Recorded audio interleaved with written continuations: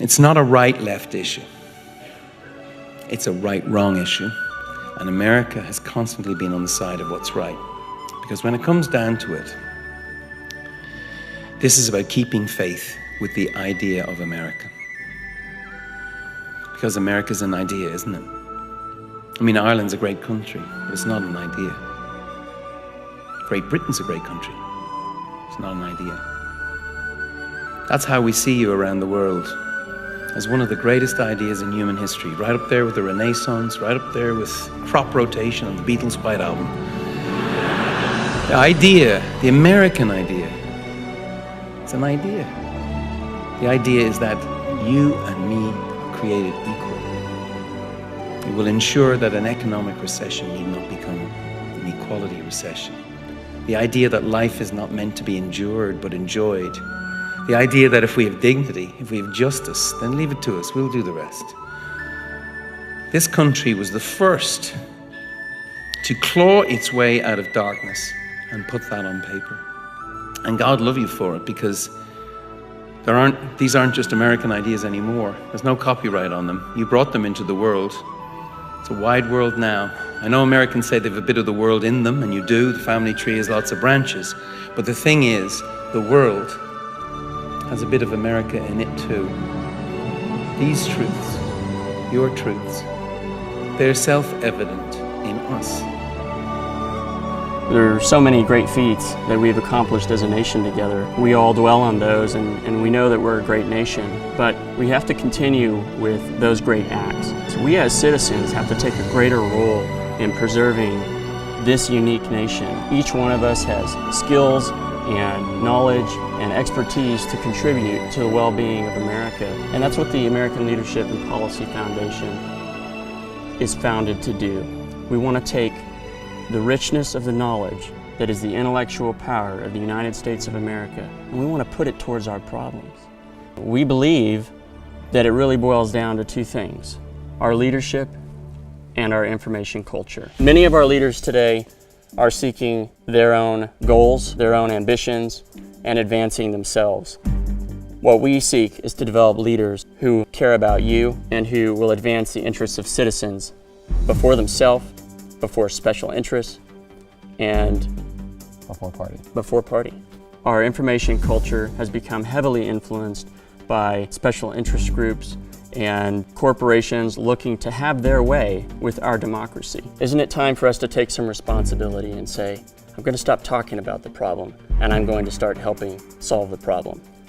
At the American Leadership and Policy Foundation, we want to give you the opportunity to do that. The American Leadership and Policy Foundation is made by the people, for the people, to empower the people.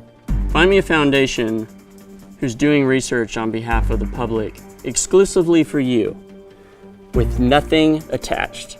Today you can follow the money, and that will generally tell you what is driving a certain interest group. The American Leadership and Policy Foundation is very transparent. Our financial trail is one deep: you. Our funding comes exclusively from citizens like you. There's no other resource. It's written into our bylaws. We can't take money from the government. We can't take money from special interest groups. And we certainly can't take money from parties, because that would influence the quality of our research. We're here to represent you. So in 2012, the FAA Revitalization and Reform Act was passed and required the integration of drones in the national airspace. The idea was propagated by a multinational conglomerate that had formed itself into a lobby group, and they had convinced Congress that it would generate 10,000 jobs, so many billions of dollars for the economy, etc., etc. While that's good, the conversation was completely controlled by those interests that were working for something. While our representatives are trying to represent you, who was there to be your voice? The key is no one in that instance. And as a result, this bipartisan law was passed.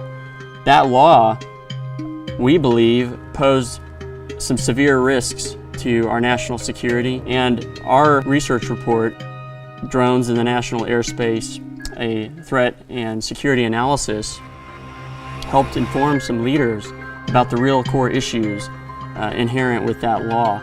And One of those being one of the most obvious, and that is that after 9/11, America invested over $680 billion in our security infrastructure to secure the homeland from threats.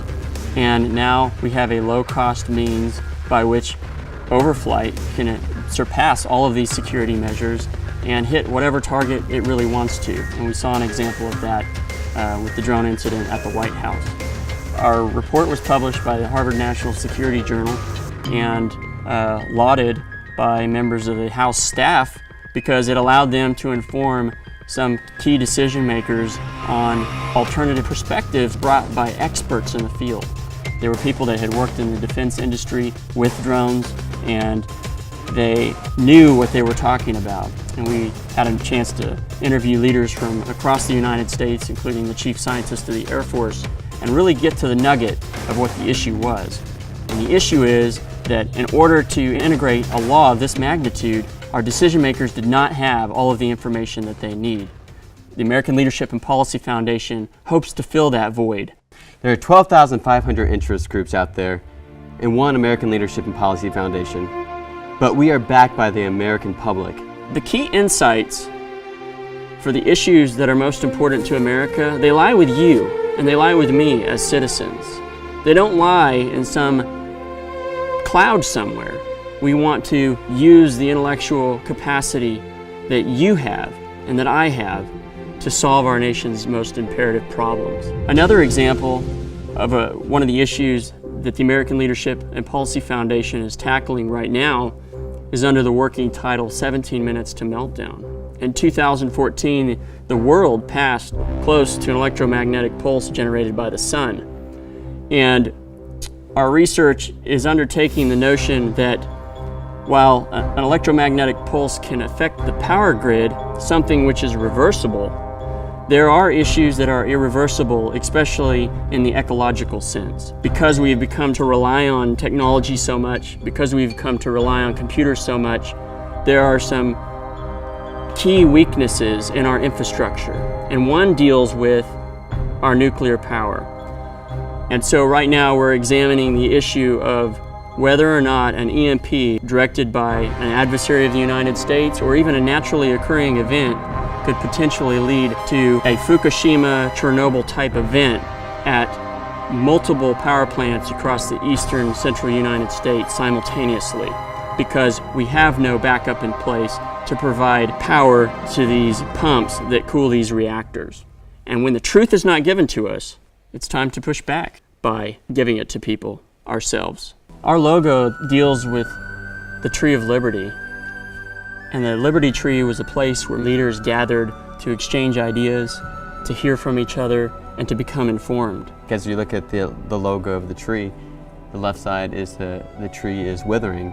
And the reason for that, the ideas aren't flowing. Today, we've created an environment that nurtures a professional politician coming into a community that they've maybe even never lived within and running for office. Our intent is to create leaders that are grown out of the community.